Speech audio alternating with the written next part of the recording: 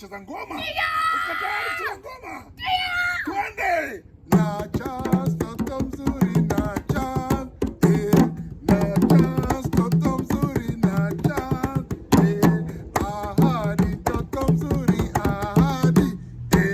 Ahadi toto mzuri ahadi.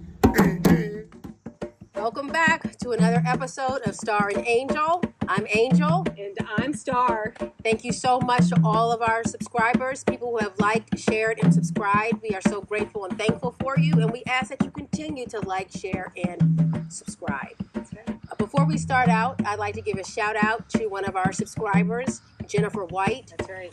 In the last video, she recommended, when Stacy talked about her migraines, Jennifer suggested coffee, something as simple as coffee. And Jennifer, we want to say thank you because it absolutely it helped. It sure did. So hopefully for next month it will continue to work. But thank you so much. Well, today you hear the drums From Baba Joseck. Okay, we were supposed to go on a trip in October this month, and because of COVID, it was canceled. But guess what? We bought a trip here, actually, and we're going to Kenya. That's where we're going. Hey, and we have Joseck Asikoye, who's with us today, and he's going to play us something. Oh, and let me just not forget, when we the intro, we had Joseck, but we also had Chance. That is Stacy's 5-year-old son, and he wanted to. Joseck works with him with drumming, and Chance loves the drumming. So we just want to thank Joseck for being a great teacher, friend, and absolute awesome musician. So at this time, we're just going to hear some music, and then Joseck is going to tell us a little bit about himself, how long he's been here in the States, and what he's doing as a musician since COVID has affected a lot of us. A lot of our artists have, suffered. So we're going to talk to him about that also.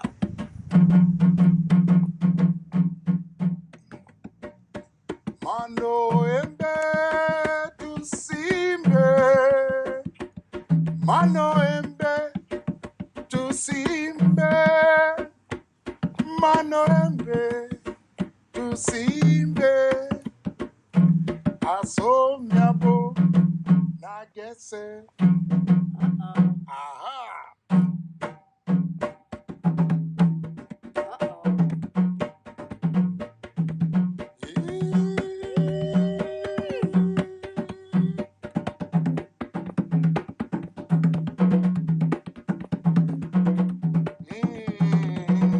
Stop. Angel. Okay. Yebo. Ah. Eh. Ah. Leta. Okay.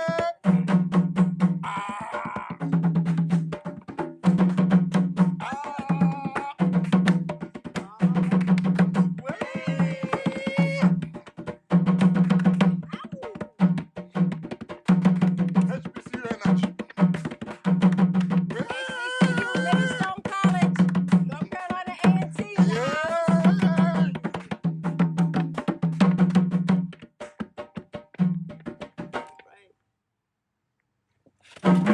Oh, thank you. Thank you, And Star. tell us, how do you say thank you in Swahili? You say asante sana. Asante sana. And then I say karibu, you're welcome. All right, well, asante sana. Karibu.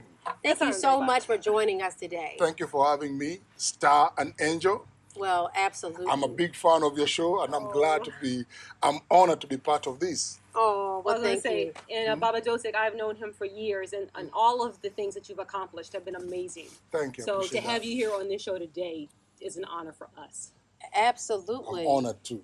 Mm-hmm. Absolutely. Thank So tell us where you're from, and how long have you been here, and why did you even come to the States? I'm from Kenya, and Kenya is a country in East Africa. It's a country of 42 different tribes. That means 42 different languages. And it's a country that speaks, like everybody in Kenya at least speaks 4 languages. Because we are a country of tribes, so you come from a tribe. So you have to speak, and every tribe has its own language, so you have to speak the language of your tribe. Okay. Number two, we have a national language, which is Swahili, whereby the same way people in France speak French, so in Kenya, we speak Swahili. And then in school, we are taught in English, so we learn English in school. So at least everybody speaks at least 3 or 4 languages. Your tribal language, the national language, the official language, and then probably most of the time, when I say 4, because some of the tribes are neighbors. So it's very easy for you to speak the language of the neighbor. So at least, and it's a country of, as I said, 42 different tribes, and we are like 47 million. So Kenya is known for its natural, like the animals, coffee, tea, and then my career started in Kenya. This was after I used to perform with the Kenya National Theatre Dance Troupe. So Jabali Africa, the band that I play with, was formed when we broke out from the Kenya National Theatre Dance Troupe and formed Jabali Africa. So when Jabali Africa was formed, we enrolled in a talent search. It's like the national talent search, like American Idol kind of the version of Kenya. We won that. After we won that, we started touring internationally. Started touring Europe and going back to Kenya. Then one time we got absorbed into the African Heritage. It was a big gallery that used to collect African collection from all over the world, all over Africa. So this director saw us and we were a resident band at the gallery. So from there, we toured with him for 30 cities of Europe, and then we decided to cross over to the US. Wow. Yes. That's awesome. So after we crossed over to US, we had to start from scratch, and we ended up in Pittsburgh, Pennsylvania. Of all the places, we ended up in Pittsburgh, Pennsylvania. So in Pittsburgh, Pennsylvania, we happened to appear on Mr. Rogers' Neighborhood. What? Yes, so Mr. Rogers' Neighborhood was our introduction into the American mainstream audience. Okay. So after appearing on Mr. Rogers' Neighborhood, we did not know who Mr. Rogers was. Everybody, all our friends, American friends, were like, Mr. Rogers? Yeah. Right. We grew up on Mr. Rogers. Everybody remembers watching Mr. Rogers with their family. So after the show went on air, we got letters from all over the country. We got a lot of letters. Those days, there was no email. It was it was basically physical letters. Right. So they sent us a lot of letters, and then it happened to be the manager, who's still our manager up to today, was watching the show with his daughter, and he said, "I want to book those guys." So the manager calls the studio. Wow. And the studio calls us, and then they say the rest is history. Yeah. So that's how I started touring the U.S. Wow, that is so awesome. Yeah, so not only do you play with your band, you play in other bands also. Yes. So who are some artists that you've worked with? So being around D.C., the DMV has a lot of talent. When I talk about a lot of talent, we are so spoiled to a lot of good stuff from international and national recording artists who live in the area. And the diversity of the DMV is so enormous, and the DMV audience doesn't know how blessed they are. Because most of the acts, if you go to Bukom Cafe, you see the reggae acts that are playing there. Most of these guys tour with everybody, cream de la cream of reggae music. Now, Bukom is in Adams Morgan. That's right, okay. Yeah, so if you look at the African talent that is here, all these African classics, there's so many musicians and so many artists who participated. Some are even producers who produced a lot of world-class albums, and specifically in the African market. I know of a producer who worked with Alpha Blondy, lives in the area. There's a guy who did Sweet Mother, a very famous song when it's about mothers, one of the most famous African songs that people are singing about mothers, because mothers have a lot of songs. I have 3 of my own too. So also lives in the area, So being in the DMV, we collaborate on a lot of stuff. There's Cameroonian musicians, there's Moroccan musicians, there's Ethiopian musicians, there's Ivorian musicians. So there's so much diversity in the area. Senegalese musicians. Yeah, so if you're in since we are in the DMV, it's just like when you look at the whole scene, there's so much that we can feed our kids, feed our souls, and keep everything going. Absolutely. I was just going to add, though, not only do you stay within the African diaspora, you've also spread out into just the world diaspora. You've done compositions with all kinds of people. Yes, I've worked with so many kind of guys. I've worked with people in jazz. I'm a very big fan of go-go music. Go-go, okay. And the way, I even didn't know they called it go-go until one time we were performing and some guys from DC said, these guys used to play with Chuck Brown. And they were like, hey, you guys are playing go-go. So I've always been a fan of the percussion part of go-go. Yes. Well, I mean, that's African. Yes. Yeah, African roots. It is, exactly. You so know?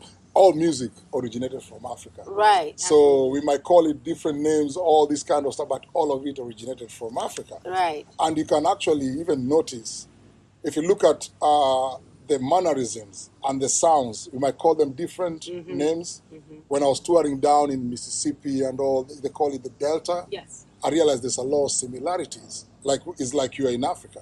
You know, it just happens that some people don't know, they call it a different name, but it's all African rooted stuff. Absolutely. From the food, from the way we do our stuff, the way we mourn, the way we sing, the way we celebrate, all of it. It's so like when I was playing the drums.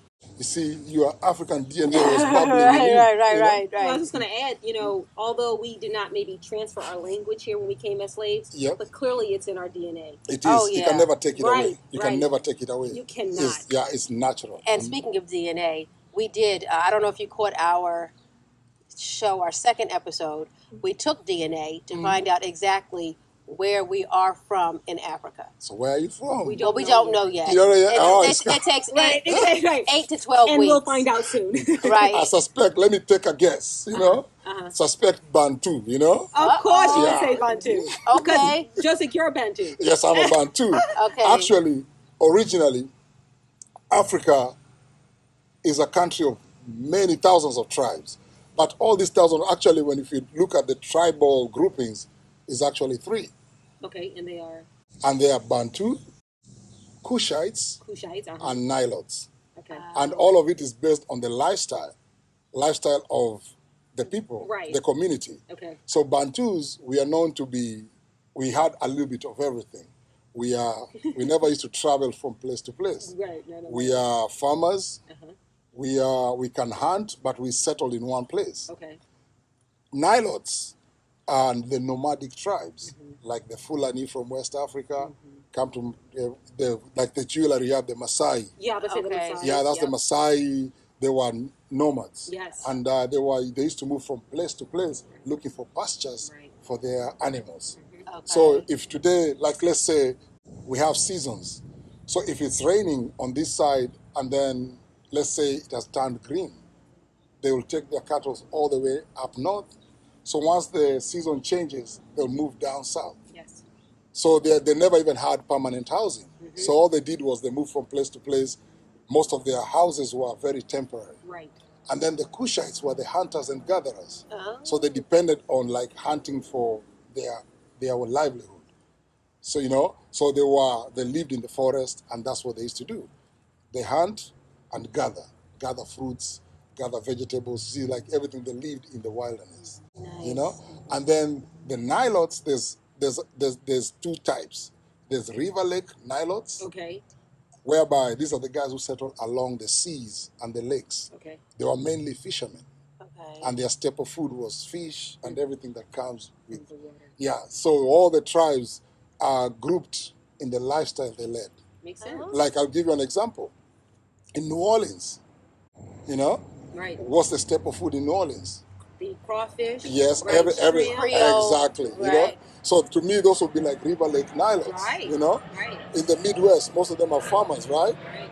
Those would be Bantus, and they settle in one place, Right.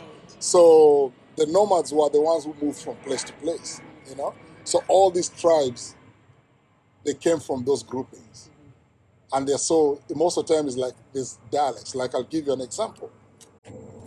In South Africa, like the jewelry you're wearing, that's South African jewelry, okay. Zulu, right? Okay. So they say Ubuntu, Ubuntu. right? In East Africa, I'm a Bantu. Zulus are Bantus from South Africa. I'm a Bantu from East Africa. Mm-hmm. We say Mutu. Mutu. So you see Ubuntu, Mutu, right. It's still the same. Right. It's just Base word, yeah. Yes, it's same word. Yes. You know, but it's a different tribe, and that's a different tribe. Gotcha. And then in the same Bantu in Kenya, the Kikuyus will call Mondo. So Mutu, Ubuntu, Mondo, you can hear the syllable is kind of sounding the same. Wow. Yeah. So that is the main say the blueprint of the tribes in Africa. They're based on the lifestyle we lived. Nice. Yeah. Mm-hmm. So when are you going back? Do you go often? Yes, I go often. I'm going back in November. You know, I know Corona, this pandemic has really messed up a lot of things. But looking at how things are, I'm going to go because I'm not seeing the numbers. The numbers are actually on this side than on the other side. Mm-hmm. So I go often because I have most of my family is down there. And also, I'm looking at a way of making it like I can be in both sides when I want to, because the world has become very small. Right. Yeah. Mm-hmm. Very good. And speaking of COVID, since you've been here and you're an artist, how has that affected your livelihood? Are you still getting work, or how is that working? It has really affected us. We are the most hit people with this COVID thing. Right. We tried some virtual stuff, which is I did some virtual shows, but the feeling is not the same. Even though we try to do what we can do with the conditions that we have, a lot of artists are suffering. Mm-hmm. And then trying to adapt something that we use so natural. You know, music to us is a spiritual thing, you know?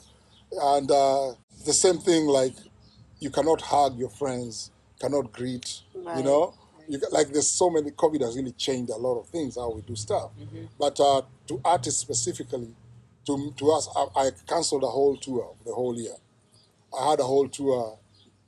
I did like half of it from last year in October, but when it reached February, when everything was closed down, we couldn't do anything. Because now I was getting into New York, and that's where it was one of the hot spots. So it has really affected the livelihood of a lot of us artists. I've been doing the virtual things. It's not bad. We are adapting to it. But still, there's something missing. Absolutely. We can never, and that's one thing we can never take it for granted. Like just a simple hug, a simple get together. Right. You know, now we know the value. There's good things and bad things. Right. About the whole situation. I've been able to do a lot of things that I said I wanted time to do. I've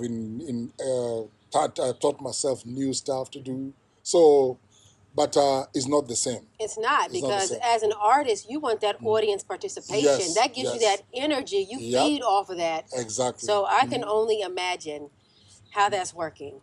Yeah, it's not easy. It's not easy, but we have to do what we have to do. We have to take the sweet and you say the sweet and the bitter? The bitter and the sweet. Yeah, that's right. The bitter and the sweet. That's right. You got to have the star and the angel. You know? Now, you never lied about that. So I was going to suggest maybe since you have an audience here and you've got the energy here. Oh, okay. Maybe we could learn something new. We've all been sitting here listening. Maybe we can get up on our feet and move around a little bit. Yeah, I would like to. Maybe I'll teach you a simple dance. Okay. So, all right. It's still running, right? Yes. So, this is a simple step. African dance is just like, it's like the way you do stuff. Okay. That's the secret of dance. Okay. Yeah, so it's like the way you walk. Okay. You see, you might say like, I cannot dance, but when you walk, you know automatically when you put your step forward, your arm comes in automatically. You see like now, this one comes automatically. Right. Treat it like that. Okay. So the first step is like, you put a step right. Okay. Left, right, left, and then you sweep that leg, and then we turn. Uh-oh. That's good. No. You just sweep it, jump. You have to jump. Oh, okay. Sweep it, and then you jump, just like a line dance. Okay. You're from DC. Oh, yeah. Yeah, and I'm not good with line dancing. You know? I don't do line dancing. You'll be all right. Let's go again. Okay. Right, left, right, left. Sweep your leg and jump. Okay. Sweep your leg and jump. Let's go again. Right, left, right, left. Sweep your leg and jump. Again, right, while you're facing that's a left, right, left. Sweep your leg and jump. Keep going. Right, left, right, left. Sweep your leg and jump. Keep going. Right, left, right, left. Sweep your leg and jump. So now once we jump like this, the next step, we jump 1, 2, 3, 4, and then you kick. Ready? Yes. Okay, hold on, I'll start with that. Okay, Angel, you ready? Ready. Show us your feathers. Hey, Star, you ready? You know it. Show us the sunshine. Okay, you ready? So you guys, you've gotten the dance. Yes. So what we need to do is now, I want that African energy, you know? You know, like that, so we gotta take it faster than the way we did it. Faster? Yes, so you ready? Okay. Okay, 1, 2, 1, 2, 3, 4.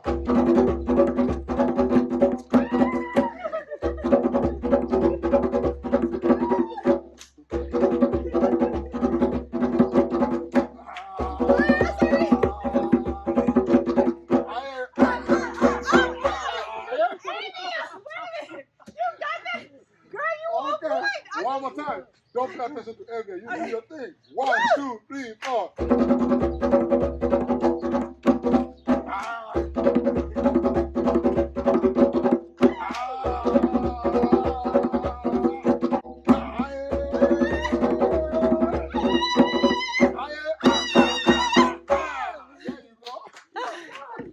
Okay.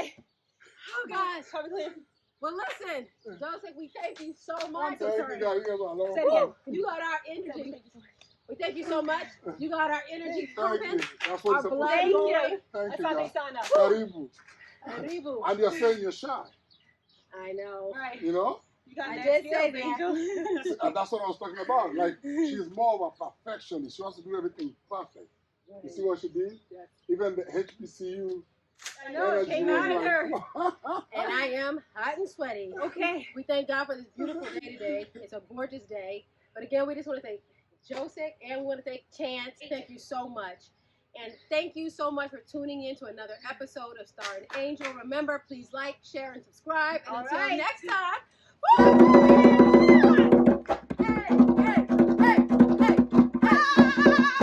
In the African context, anybody can dance. Star and Angel can dance too.